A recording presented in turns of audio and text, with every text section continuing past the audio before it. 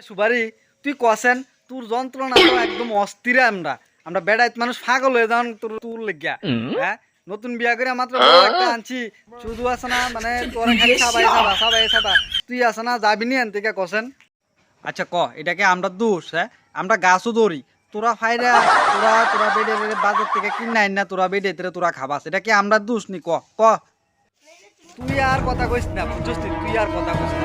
তোর যে দাম বাড়া বাড়ছে বাজারও এমনি আছে না, মাথা ঘুরে জায়গা বাজারে গেলে। আর বাই তাইলে তো খালি সুপারি শেষ হয়ে গেছে, সুপারি তোর এত দাম কিরে রে? হ্যাঁ, তোর এত চুলকানি হচ্ছে কি লেখা? হ্যাঁ, আমার দাম বাড়ক না কম হোক, তুই বেডে রাই না, তুই খাবা নাইলে না খাবা, তো এটা তোর ব্যাপার। তুই এত হেডের করস কি? যন্ত্রণা বুঝছিস নি, অস্থির হয়ে গেছি গা, অস্থির বুঝছস? তোরা শুধু সুপারির তোরা যন্ত্রণা অস্থির হয়ে গেছি গা। তোরা একটা কাজ কর, তোরা এই দেশ ছেড়া বাঘ তৈলে আসে না, আমরা বেটা একটু শান্তিতে থাকতাম, বুঝছিস নি?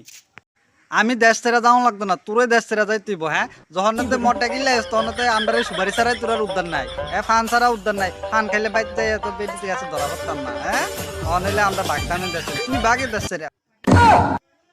আমি পারি না আর পারি না, আমি কেন